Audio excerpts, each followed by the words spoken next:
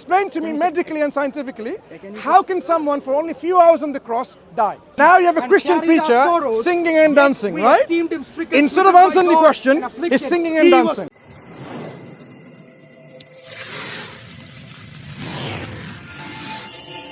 Just a detail. Bokum, is he a believer in Christ? He's a Christian, right? Doesn't matter. If he's a scholar Look, and he's done good work. No, it's not good works. I want to say, as a bias of your faith can cloud your judgment of all these historical narratives. I wouldn't take that. Look. No. The argument is good. No, the argument is not good. I'll tell you why it's not good. You've not really explained it. I'm explaining to you. You This have details. to These listen details. to what I'm saying. Okay? You have to also listen to the argument well before you respond to it. And what did you say? What I haven't responded about? Yeah. So if, let's say, a detail is being recorded by the only gospel who is an eyewitness, which is not recorded when the others are writing about the death of Jesus, and through modern medical science you can explain that situation, right? And they could not have predicted it, okay? They could not have predicted what the situation was, because One second. Yeah. Is John writing under inspiration? Yeah. When you are inspired by God, you can actually know a lot of things which medical science may not have known then. Yeah. So it's a moot point again. Because if this information comes from John, you don't have to bring medical science in saying, "Oh, he didn't know." So your argument falls apart. Why? Because these kind of in fact, what we find is, look, if this is what you're saying, so let's talk about the Matthew's dead saints when they came. No. One moment. Is John an one moment. account, and I'm giving you one evidence. No. 1 second. I have a pushback on you. I want you to address this. Yeah. If you said this is how the criteria of historical acceptance is, when the only gospel writer mentions about the dead saints coming up from the grounds and appearing to multitudes of people in this city, did that happen historically? Yes. Why aren't there anyone else writing about it? Do you know about the volcanic? You don't have to touch me. Volcanic. Oh, is that? Because you can have a discussion with me without touching, right? Is that okay? That's fair. Yeah. That's fair. So, but if it's a friendly dialogue. Yeah? You call it that? Even in a friendly dialogue, you don't need to do all of this hugging business and so on and so forth. You can still have a discussion, right? No problem. What I'm simply saying, if a dinosaur came up from this ground, a Tyrannosaurus Rex, and started walking around and went that way, do you think if the only person narrating was you, and I didn't talk about it, no one else talked about it, whether they're Hindus, Christians, Jews, Buddhists, scientists, philosophers, whatever, no one mentions this. A huge, magnificent event of this kind, you expect people to talk about it, go to their friends and families. So if that event happened and many people witnessed it because they went to the city, they will be talking about this narration to their children, to their grandchildren. Total silence of this information. So, do you think really this is something that you expect in information like this? That you have very little knowledge about how historiography actually works and what of history is actually lost to us. Wait. I heard you. What I want you to do. Let me respond. I would like you to respond to this point. Why did no one else record it? Go ahead. No one else recorded. Why? Which was the biggest natural disaster of the first century Palestine? I'm not answering anything. I just want to explain to me why did no one record this particular narration that was historical? How do you know no one recorded it? Do you have any evidence for it? That's actually called. That's why I'm saying that much of the first century history, the most prominent first century historian during Jesus' time was a man called Justus. Have you heard about him? Hang on. Have you heard about him? Wait. Excuse me. I'm going to answer what you just said. Yeah. You have records of narrations of one man called Jesus Christ, right? His so-called crucifixion and his so-called resurrection, multiple people writing it, right? Is that right? Yeah. And when we have multiple people coming up from the graves, dead people, resurrected, live again, walking, and only one person narrating it. Yeah. Do you not see the problem? The point here is, my friend, most of first century written history is lost to us. That's the point I said. Do you know about Justus? Hang on. So now you're saying we now have many people writing about one person's death and crucifixion and resurrection. We have got this. It didn't get lost in history. It didn't get lost in history. We have it. And yet, more profound and more significant, dead people coming up from their graves. One second. Dead people coming up from the graves and going to multitudes of people. Somehow, we got all of these interesting aspects lost in history. No, what I said is that it's a matter of historical fact. That first century, a lot of written history is lost to us. So even if there are people who have recorded that, I didn't mention that the most prominent Jewish historian during Jesus' time, we have nothing of his left. Everything what he has written is gone. The man named Justice. Let me complete. Finish your point, but answer the observation that I've made here. Secondly, why none? Secondly,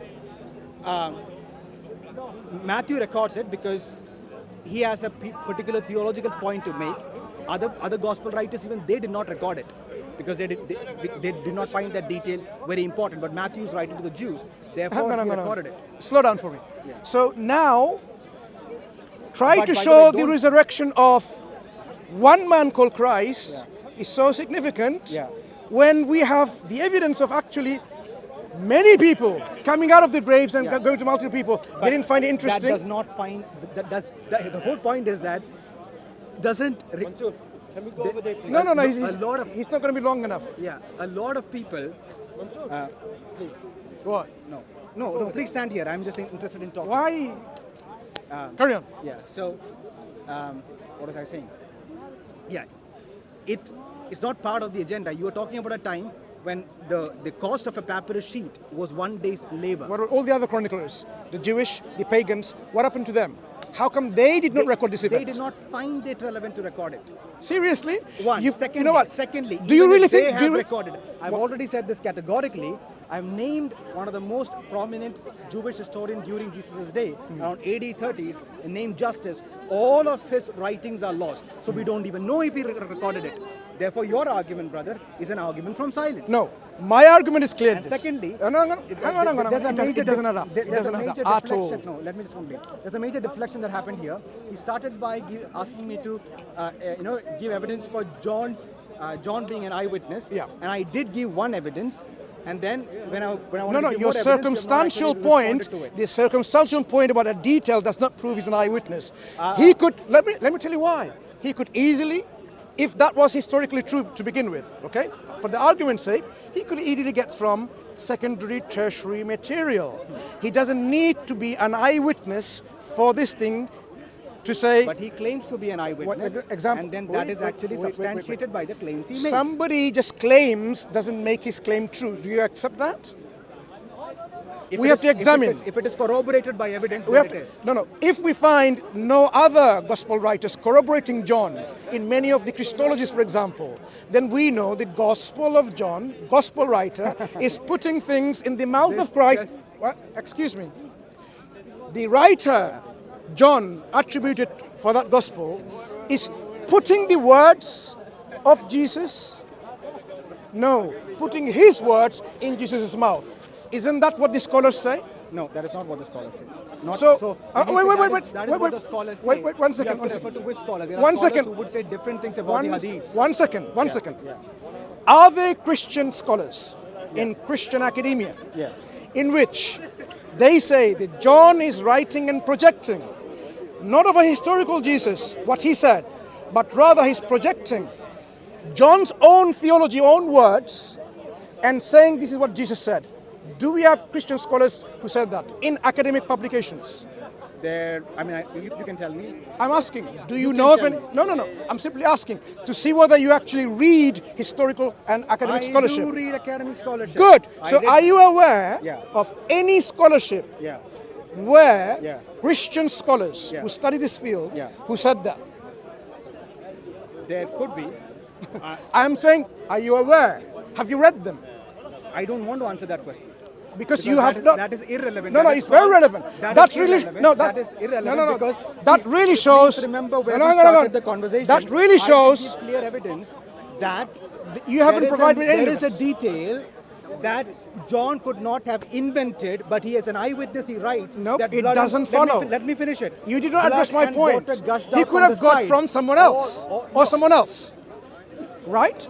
And then he also claims to be the eyewitness within the gospel itself multiple times. But He we claims to have know, seen. but we know from the evidence, This is not going he to is go anywhere pointing. if you're just going to be interrupting me throughout. No. You've made your point. No, I've not made my point. Finish your point, then I will respond. All right. Go ahead. Yeah.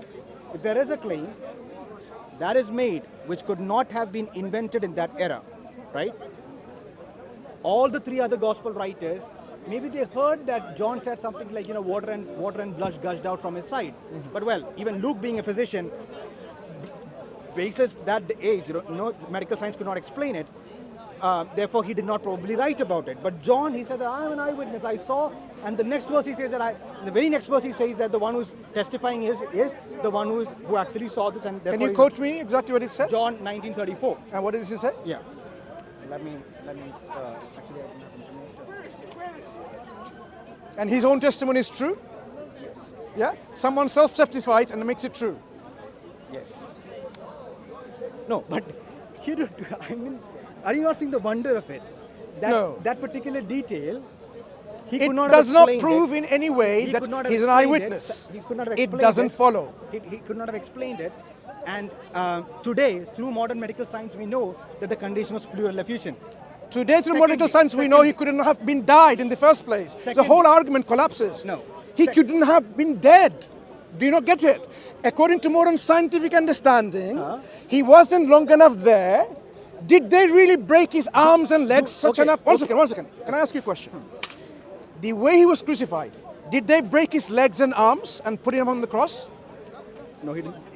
They did not break his leg. Do you know why in those times, the people who are going to get crucified, do you know why their arms and legs are broken? Yeah, because they can stop breathing. They have to Right. lift their So body. now you have an individual in Yeah. your narrative, which I don't accept that in the first place. We don't believe this happened. Yeah.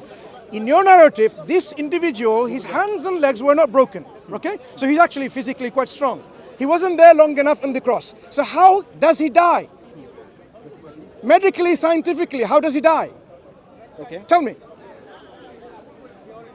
I will explain Yeah. to you. Explain to me medically and scientifically, Can you how can someone for only a few hours on the cross die? You know what Jesus suffered before getting onto the cross?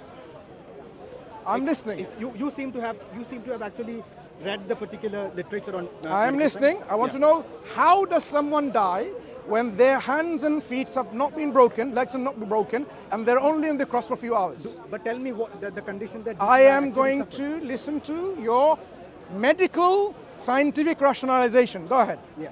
Okay.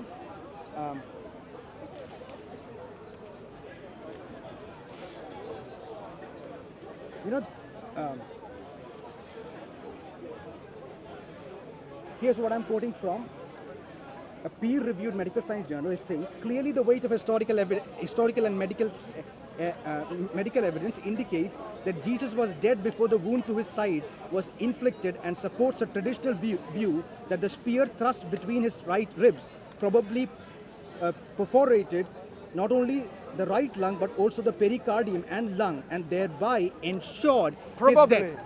Probably. His death. And here is one of the members of the Jesus Seminar and one of the key opponents of the Christian view, Gerd Ludemann.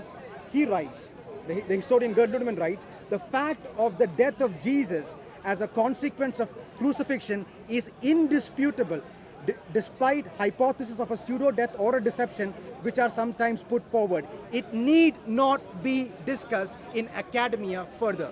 Oh, faith claim. So now tell me again what you've read. See if you've comprehended what you've read. Yeah. So now tell me, what was the mechanism of his death on the cross? What is the mechanism? How did he die on the cross? Jesus had already suffered a lot. What did he including suffer? a condition called hemiptyodrosis. And what is that? You tell me what is that?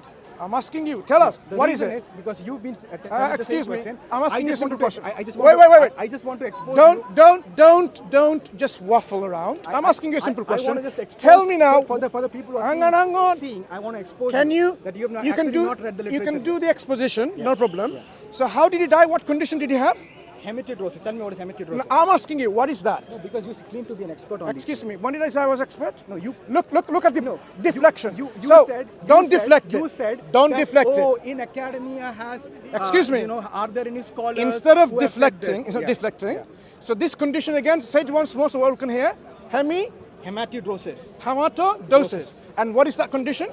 Let's hear it all. It is the condition where under extreme stress, very, very rare occurrence that modern medical science has identified, under extreme duress, a person would sweat blood.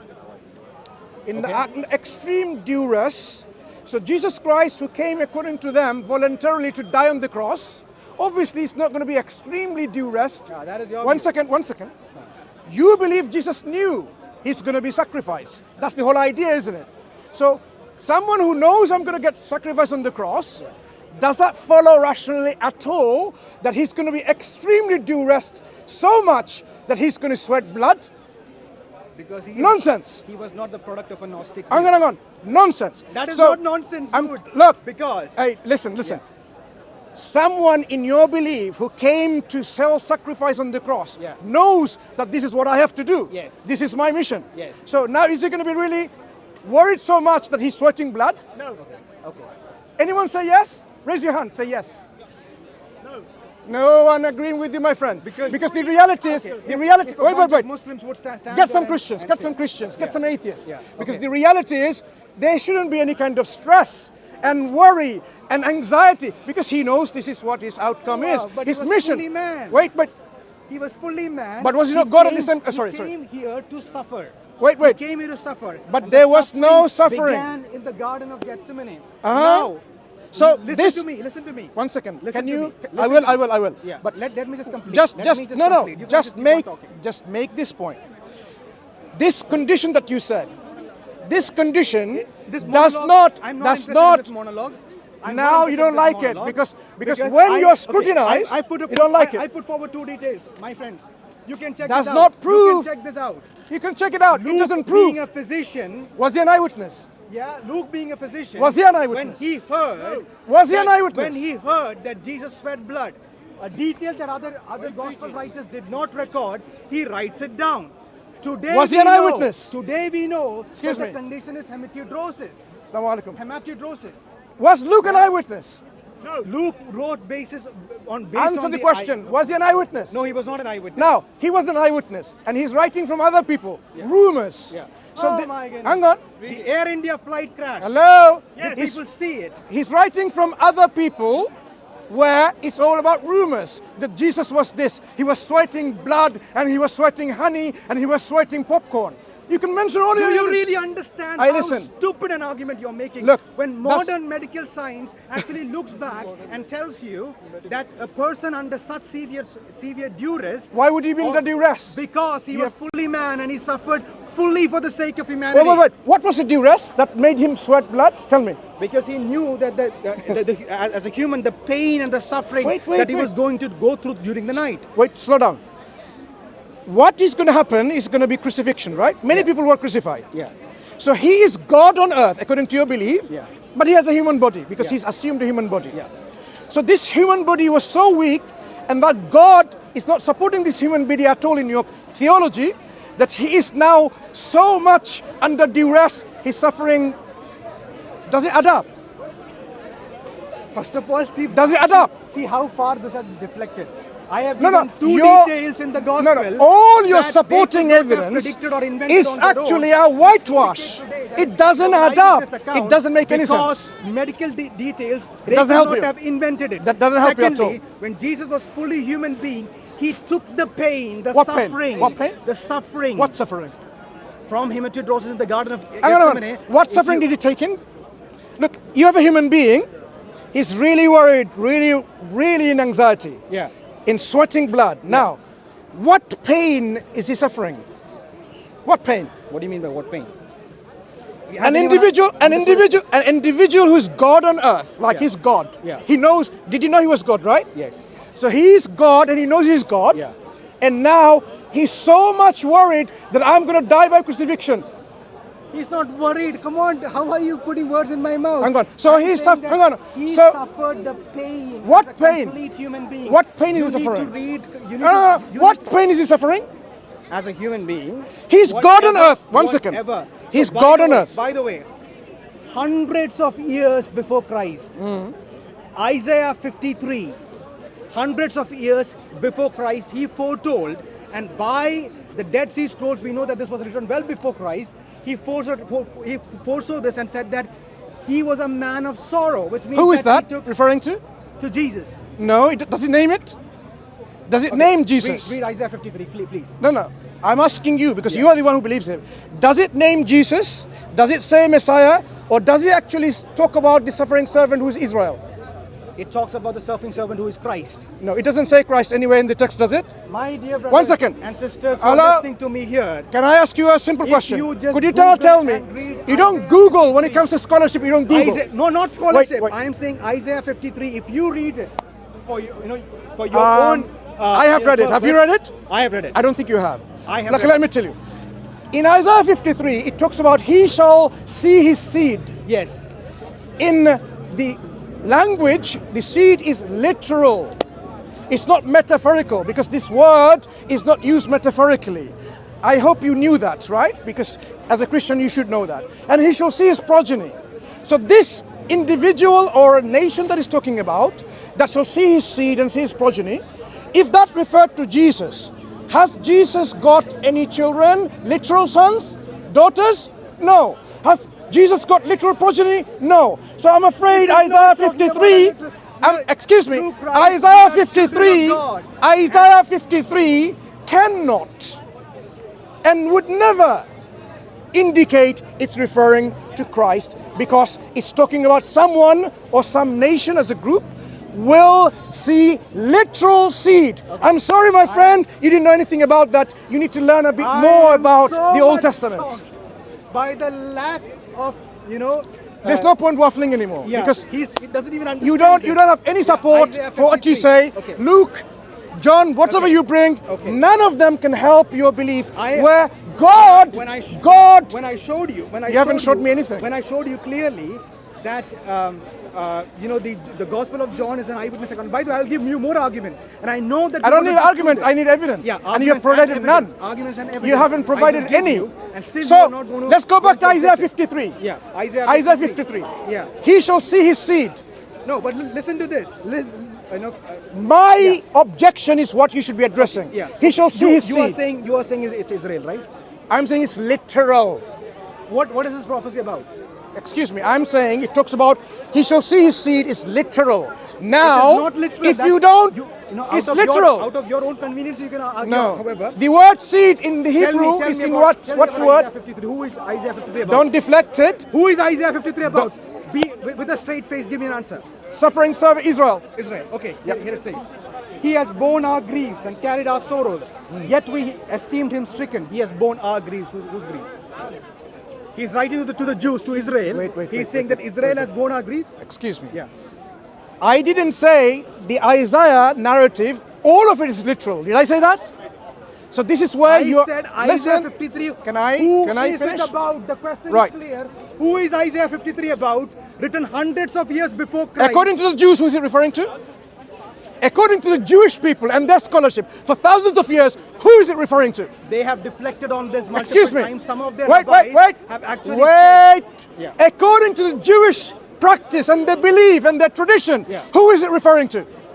They have deflected on this. Some rabbis. Who have is it said- referring to? Some rabbis have tried to Who is it argue. referring to? Of the rabbis have tried He's to not answering. argue Notice. that it is about Israel. Notice Their how argument says- he and is that not is answering why- the question. That is why even very prominent Jews have come to Christ, because after reading Isaiah 53, Excuse me. for example, One of the last world's time. leading scientists, James Tour, who is a Jew, right? I don't think it's going anywhere, right? Meaningfully. He. Who is it referring to? By ISI index, one of the According world's leading to- scientists at Rice University. Why are you running away from the By question? reading Isaiah 53, because My even question- Jews understand Excuse that me. they are deflecting on Isaiah 53. I am They going did to not ask you once expect more. their- I'm going to ask you once more. Finally, I'm not going to ask you again because I don't want to repeat it again. According to the Jewish belief and their tradition and their practice and their scholarship, who is it referring to? According to the Jewish belief, who is it referring to? By when they understanding when the they text. say, when Moses said a prophet will come after me, So he's not answering the question, who is is he? it referring to? Jesus Christ. Jesus Christ, yeah. Yeah. Now they will say, so who is it referring to as per the Jewish belief? So And just trying to notice. expose his fallacious reasoning. So The notice. Jewish interpretation of the prophecy is not the right, need not be the right interpretation of the prophecy. He said it is about the Excuse suffering me. of Israel. But this is what it says. Surely he So has borne our grief now you have a and Christian carried our preacher sorrows, singing and yet dancing, we right? esteemed him stricken, Instead of smitten by answering the God, question, and afflicted. he's singing and He dancing. was pierced for our transgressions. Right. He was crushed for our iniquities. Upon him was the chastisement that brought us peace. Hundreds of years before Christ, this was clearly written down, and the Jews rejected the Messiah, and the fact that they would reject the Messiah was also in the Old Testament, which clearly indicates that the prophecy was about Jesus. Okay. To deflect this. Now, Yeah. thank you for all of this singing and dancing. Answer my question. According to the Jewish understanding of the text, by their tradition, by their rabbis, by their scholars, who is it referring to? Don't tell me who it's not referring to. Who is it referring to? One last chance. As per the Jewish rabbis, they know this is a clear problem for them in their Answer own the scriptures, question. and therefore Go they on. have deflected. Answer his question. They have deflected it. Now you deflected by talking. Answer the question. Go ahead. Answer the question. You can talk. Last chance to save your face. Go on, answer the question. Who do they referring to? They have tried to argue it that it is about. My friend, that's the end of discussion. I'm sorry. You are not worthy of having a discussion because you do not understand what your opponent is asking in the first place. Okay, there you go. You know what's happening. That's why we cannot have a discussion on an intellectual level. No more questions.